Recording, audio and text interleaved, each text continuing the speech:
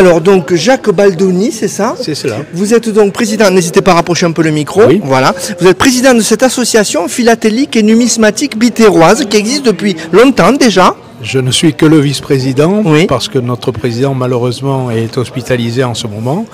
Cette association a été créée en 1923. Nous allons émettre dans le courant de l'année un petit fascicule sur le centenaire avec quelques articles faisant état de l'histoire de cette... Vous aimeriez mettre un timbre? Nous l'avons fait, oui. Oui.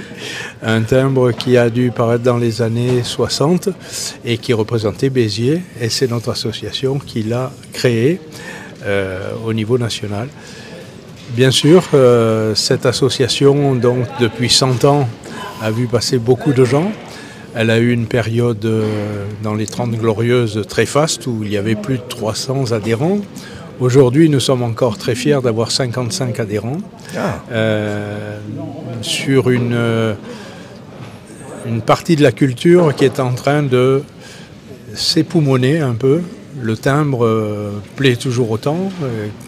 Quand on est passionné, on y retrouve encore beaucoup de plaisir. Et beaucoup de timbres paraissent aujourd'hui. Vous me disiez, il y en a presque trop.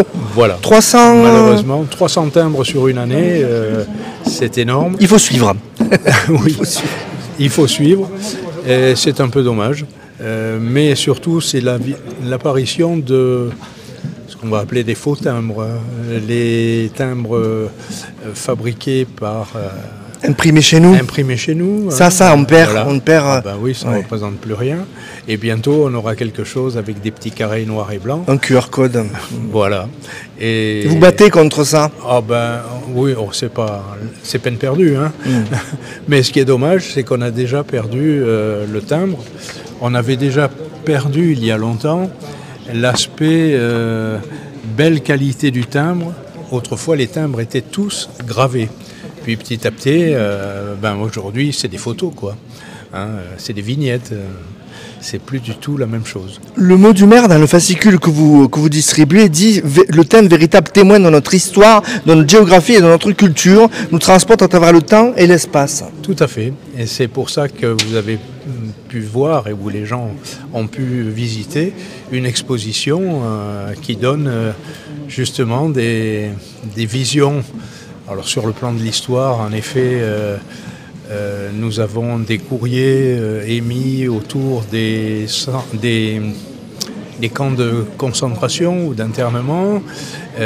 Donc là, on a vraiment des documents historiques, des échanges de courriers sortants. C'est vrai témoin, le timbre, vrai témoin de l'histoire. Ouais. Et dans l'espace, eh bien justement, il y en a un qui a fait une exposition sur l'espace en prenant 5 dates particulières dans la conquête de l'espace.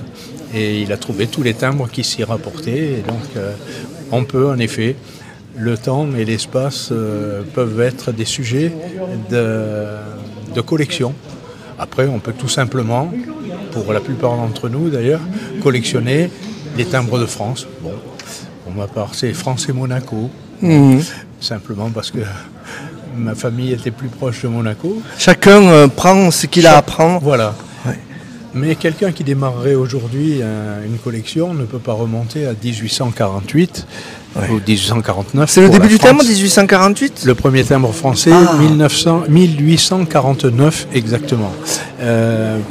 Les Anglais avaient fait cela avant nous.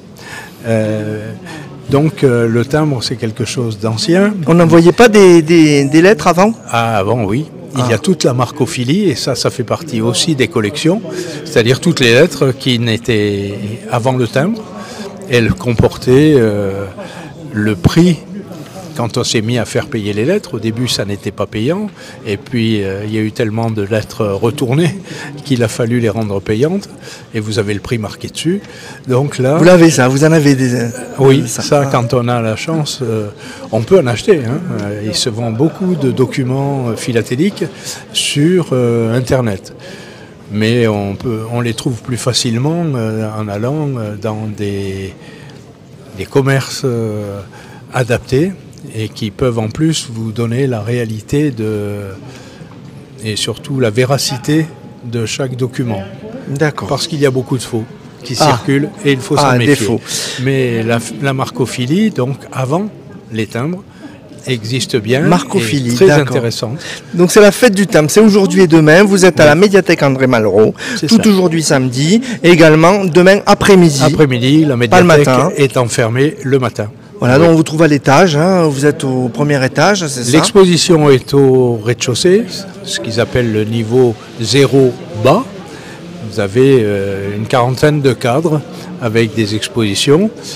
Et au premier étage, on trouve donc tout ce qui concerne la philatélie et la numismatique d'ailleurs. La numismatique aussi. Et c'est gratuit, hein? Ah oui, l'entrée est gratuite. On peut vous rencontrer, on peut vous poser des questions, venir voir, venir découvrir. Il y a des cartes postales, il y a un peu de tout. Absolument. Merci beaucoup. Merci à vous.